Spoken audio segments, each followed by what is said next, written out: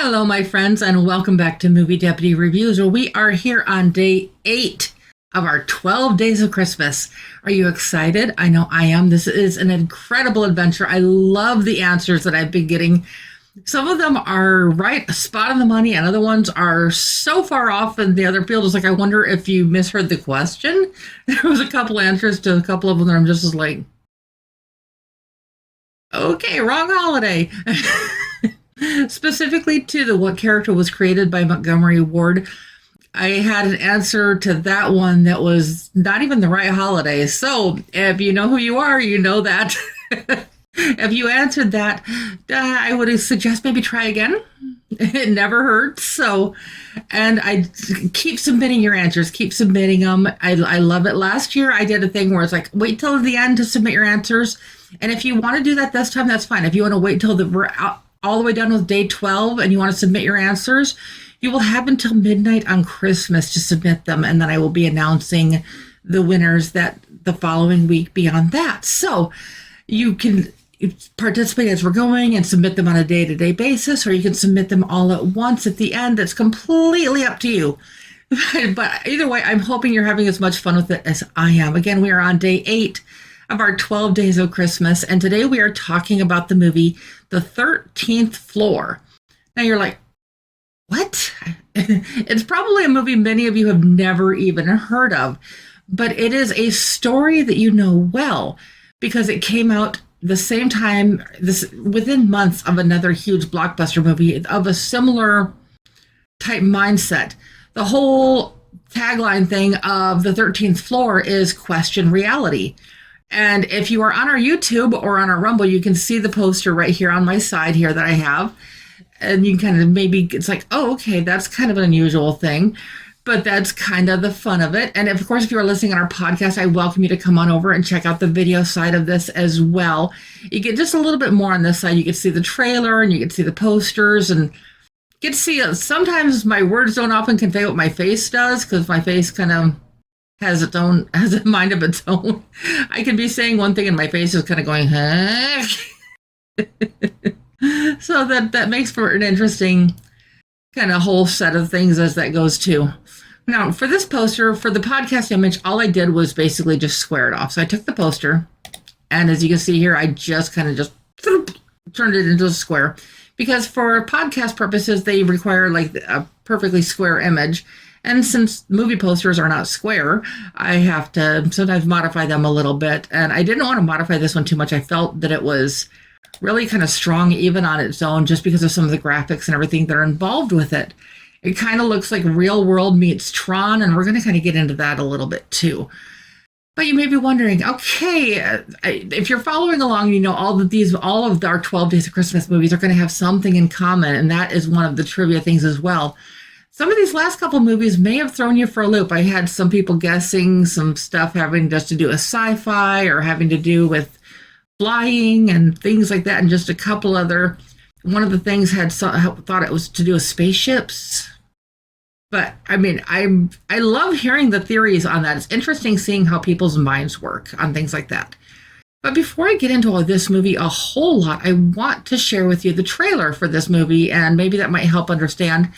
There is some scenes in the trailer that are a little bit violent, so I just wanted to notify people ahead of time. This movie is getting a guilty rating, in case you were curious. But let's jump on over and check out this trailer. Oh, I restarted. They say ignorance is bliss. For the first time in my life, I agree. I wish I had never uncovered the awful truth. Please think I killed Fuller. What? They may be right. And for those who can't see the video right now, this is based on the award-winning novel Simulacron 3 by Daniel F. Galui. I know I totally mispronounced that, but that's what this movie is actually based on. Did Hannon ever mention to you that he had a daughter? You're kidding me. So the whole thing's what, a giant computer game? No, not. And if that voice sounds familiar, Allstate commercials, like I've mentioned stuff before in some of my other podcasts that sometimes people just get into these roles and that's what they become known for. And the guy from the Allstate commercials, as soon as I heard his voice, even before I saw his face, it's like, yep, you know exactly who it is. At all. It doesn't need a user to interact with it to function. While my mind is jacked in, I'm walking around experiencing 1937. My body stays here.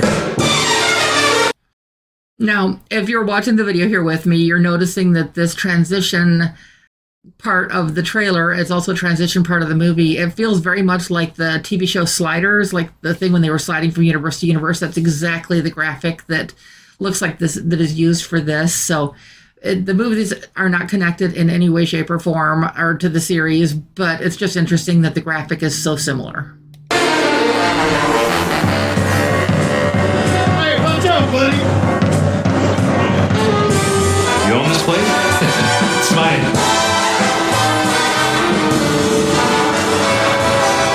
I even have this perfume smell all over me. Real or imagined?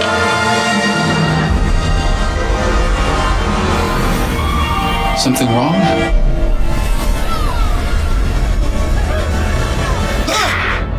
You can't just plug your brain into this machine and not expect to be affected by it. Hey, what'd you do to the world? Turned it off. I don't know, I just had this funny feeling that we met before. Why are you fucking with our minds? These people are real.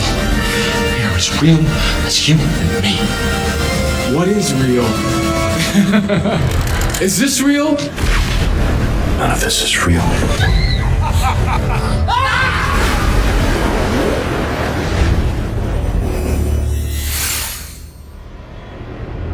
The 13th floor. But so that kind of gives you a little bit of an idea. Now, you may have heard some things that may remind you of another movie like Matrix, because you're plugging in and you're going to an entirely different world than the reality. And just, it kind of plays into that. And like I said, as you can see, the poster kind of hints a little bit to Tron.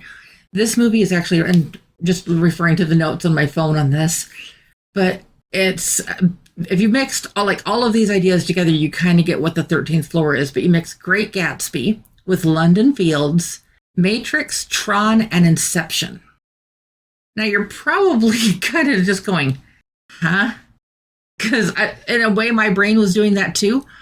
And the thing is, this movie came out within 2 months of when Matrix came out. And so it's like, okay, if they hadn't come out in the same time frame, if this one had come out beforehand, or like if there was like a bigger thing, it's like which one would be the bigger hit?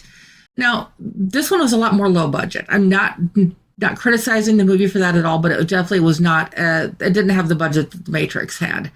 But the story is that it has some merit to it. There is something that just kind of draws you into this story, and the whole thing with deja vu and just how the realities work together. Imagine kind of plugging your brain into something and then waking up in 1937 and basically living in two different lives. Only, oh, I won't give that away. That would be a spoiler, and don't worry, I'm not going to do that. No spoilers ever here on Movie Deputy. I absolutely despise them, so I don't ever want to do that to anybody else. So, ugh. But basically, you've got this scientist who is designing this program, and it allows them to go back to 1937. And in doing so, it's setting things in motion that can change things even in the modern day. So how it plays out and what happens, like I said, I won't spoil any of that for you, but it's definitely intriguing, and there's a few twists along the way. Now, mind you, it's not without its faults. Now, the biggest fault that was driving my brain absolutely insane when I was watching this is when I'm watching a movie at home, I turn on the captions, because if they're saying a name or if the name of a place or something, I want to be able to see how it's spelled so that I can put it in my notes correctly. And this one, I don't know what company they hired to do the captions on it. Probably was in the credits, but I missed that. But the captions matched up to, I'd probably say 85% of the movie. And the rest of it, they were just either completely wrong with what was being said on screen, or they were either ahead of or behind the what was happening on, and it wasn't like the movie was lagging on my end. There was no lagging or anything like that. And I backed it up and I kept replaying it over certain areas. I'm like, okay, is this on my end or is this on theirs? And then it just kept on continuing through the movie. So if you need to watch the closed captions when you're watching this, that might be something to be aware of, because like I said, it drove my brain absolutely bonkers. And you notice I mentioned a lot of different tie-ins with Tron and with Inception. There are a lot of references to the Inception type mindset and things that are happening in Inception here. And so I don't know what ideas inspired the other. If this book that was written, the book that this movie was based off of, if that inspired some of the other stories too, or like which one came first, the chicken or the egg type thing. But it definitely was an intriguing take on some of these. So is this one that you're going to want to check out? I don't know, but it's at least worth it if you're curious. And like I said, all of the movies on this 12 Days of Christmas do have that special thing in common. So I'm hoping you're able to put the pieces together. Now, I've noticed in some of the movies that I've done, in the trailers, that there's been kind of a bit of a hit. There's something in the trailers that during, not in all of them, but in some of them, that is actually the answer. So will that be enough to figure it out? I guess you'll have to find out for sure.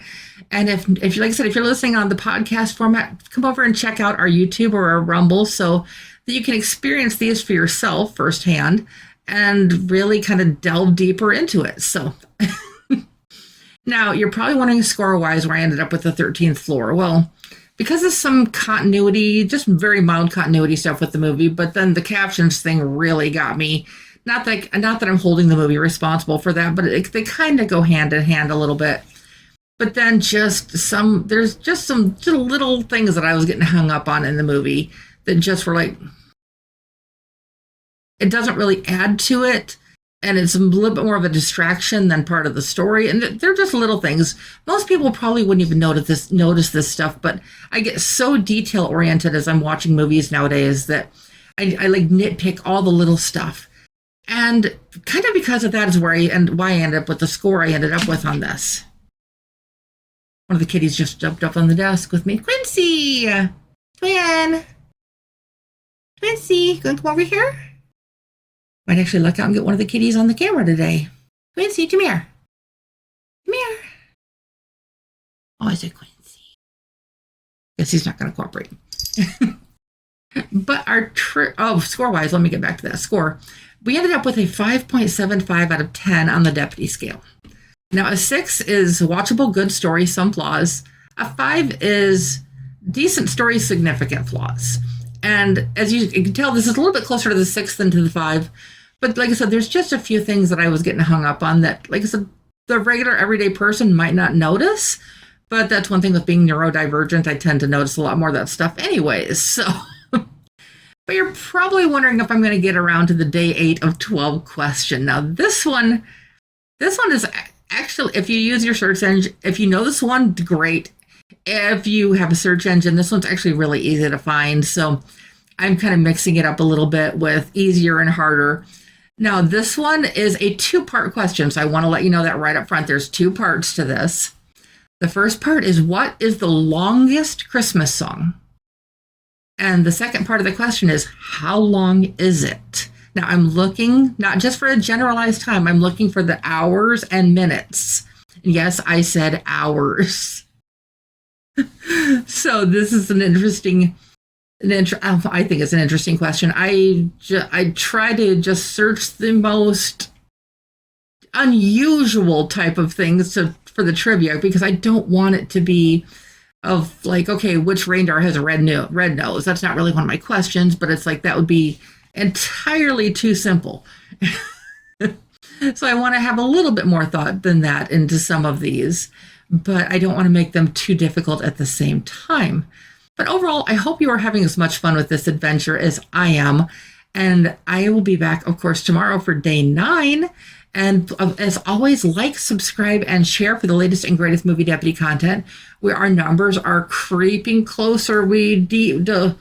Be sure to share this. Share it with your friends, because like the big thing, like I said, if we can hit 5,000 subscribers on YouTube by midnight on Christmas Eve, I will be giving one of my lucky subscribers an entire year's worth of movie tickets. Again, it'll be 4 tickets per month for a year. That is for the standard ticket. Any upcharge for 3D, for any particular screen, for any particular anything other than that is not included, but the basic movie ticket, you will receive 4 of them a month for a year.